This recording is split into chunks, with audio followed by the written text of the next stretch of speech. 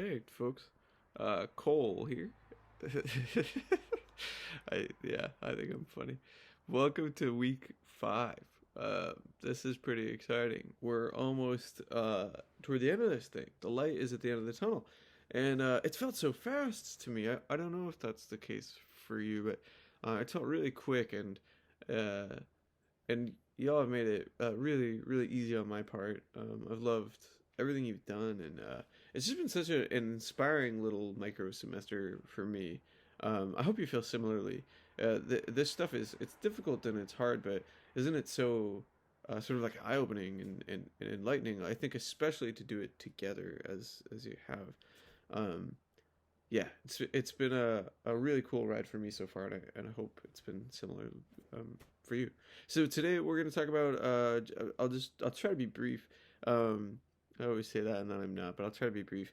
I want to talk about what's on the docket for this week and also your final projects a little bit more, just to alleviate any potential confusions. It seems like there hasn't been too much so far, but I'll just iron it out where we're kind of like in that phase of things now where you should be grinding on it, or beginning to grind on it. Anyway, okay, so this week we're gonna talk about the Stonewall riots. Let me just talk briefly about that, although it's in the assignment description as well. I did my thing where I usually write about it a little bit. Um, okay, anyway, so the late 1960s, the Greenwich Village district of New York. There's an inn, the Stonewall Inn. It's owned by the mafia, which is really consistent with what was happening in America in general at the time, especially these cities, New York City, Chicago. Um, like mafia-owned bars and nightclubs was actually sort of like the norm. Um, Anyway, so there is this inn in Greenwich Village, the Stonewall Inn. It's owned by the mafia, and keep in mind that in America at this time, it is literally illegal to exhibit any kind of like non-heterosexual behaviors, non-heteronormative behaviors. Like holding hands with a same-sex partner is illegal. Talking about your sexuality as being anything other than heterosexual is illegal. Um, it's illegal to dress in a way that the police think is inconsistent with heterosexuality. Literally can be arrested for these things. So you have the LGBT plus community seeking,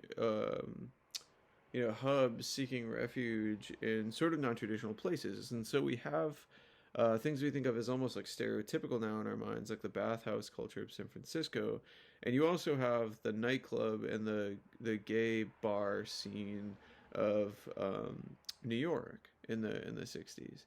Uh, okay, so these clubs, these bars were often raided by police, especially after sort of becoming known as a hub for LGBT plus people.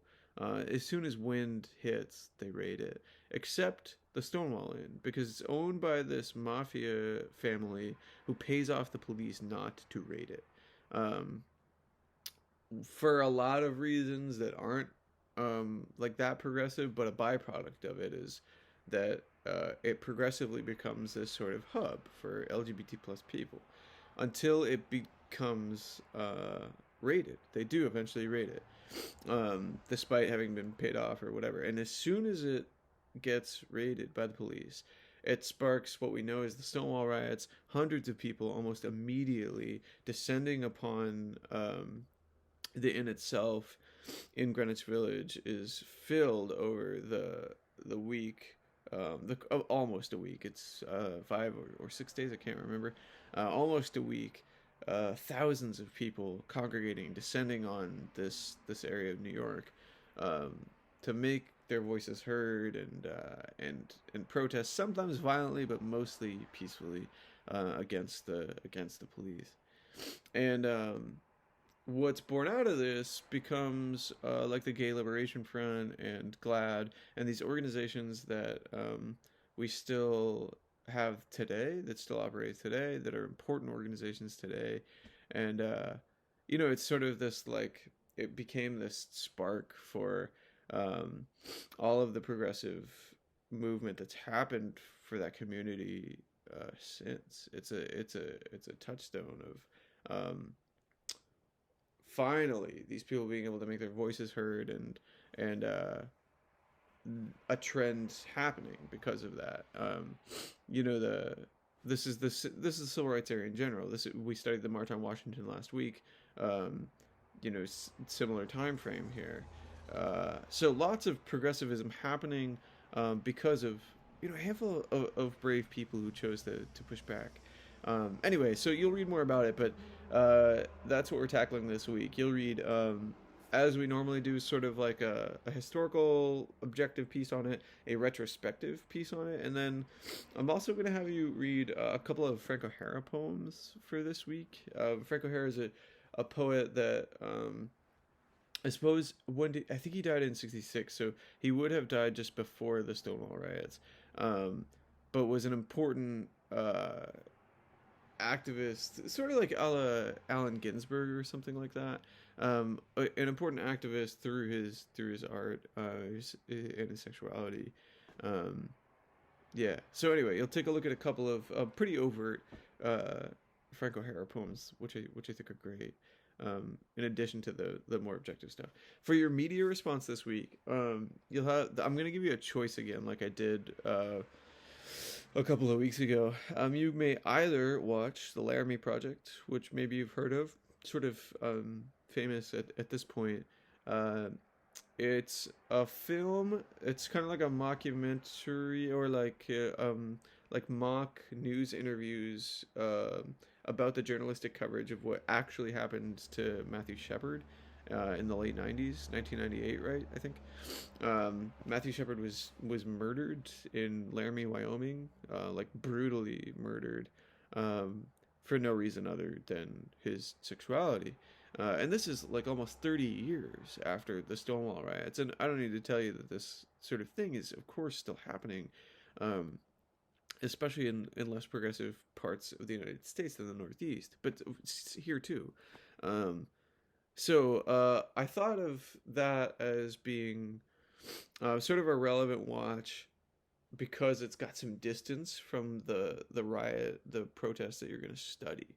Um, Whereas we will normally watch something or consume something that's born like really out of directly what happened. It's got some distance from it. The alternative is you can watch a documentary. It's called Before Stonewall, and it's not mockumentary at all. It's a literal documentary, and it's really really eye opening stuff about the Stonewall riots, what happened just before it, and the culture of the time. Beautiful documentary. Um, Laramie Project is available for free in a couple of different places, but the easiest one that I found, I was looking for the trailer for it, and I just typed in the Laramie Project in YouTube, and the whole film is there. Probably illegally, but it's there, if that's easy enough for you.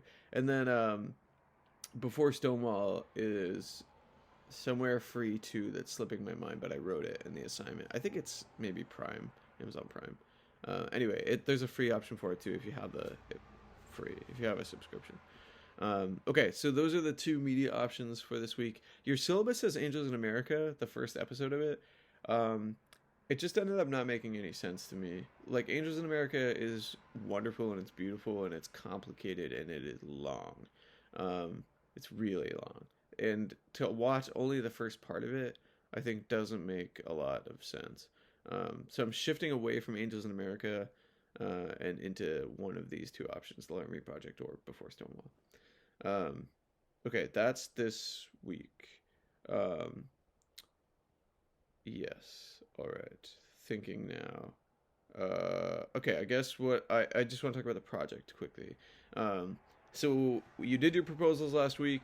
I was really impressed. I thought they were all, literally all very interesting, which doesn't, not that I don't normally think they're all interesting, but usually there's something I like reject or have to deny for one reason or another. That I don't think that happened. I liked everything that you were concocting. Some of it was super original. Like several of you came up with something I'd never had anyone tackle before, which I think is great.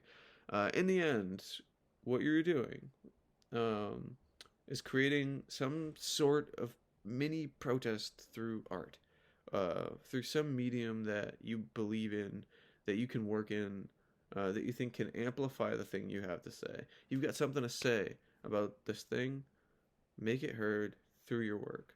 That's the goal here. Um, okay, so from here on out to the end of the course, every week, which is only there's only um, a couple left. You're gonna so this week and next week and the week after that, you're gonna demonstrate progress on your project. It's due on the very last day of class. So this week and next week, I want you to show me progress made so that I can help you steer. I'm not gonna like. I don't want to be too heavy-handed. I'm just gonna, if I feel like you're going in a direction that doesn't make sense, I'm gonna tell you that and maybe try to help you. Um, so that's the other thing that you have assigned for this week. It says final project progress. It's due on Sunday. I tried to space it away from the other stuff to give you a little bit of room to breathe. Um, and it's all you gotta do is tell me what you did this week to make progress on your project. You can, if you'd rather not write about it and literally just show me, you could like take pictures of what you did and upload it. That's fine too. But if it's easy enough, just write a little bit. Tell me what you did this week for your project, how it's going, that kind of thing. It's very informal. Um, uh, I'm not going to be super harsh with grading it or anything like that. It is graded, but really just checking boxes here. Did you do it? Do you feel like you're in a good place with it? Let me know so that I can help you. That's the final project progress expectation. So that'll be this week and next week, and then the week after that, you're grinding on your final project, and you'll turn it in, like I said, on the last day of class. So you got 3 weeks to grind this thing out. Okay, that's this week. That's the final project. I think that's it for now. Let me know if you have any questions, if you need anything at all. Of course, I'm always here. If you want to like Zoom at any point, if you're having trouble with the project, you feel like you need a little more help, totally happy to do that. Of course, we can find time to do it. But if you need anything in general, just reach out. Let me know. Okay. Thanks, everyone. Good luck this week. And I look forward to reading your stuff about the Stonewall riots. Okay, take care.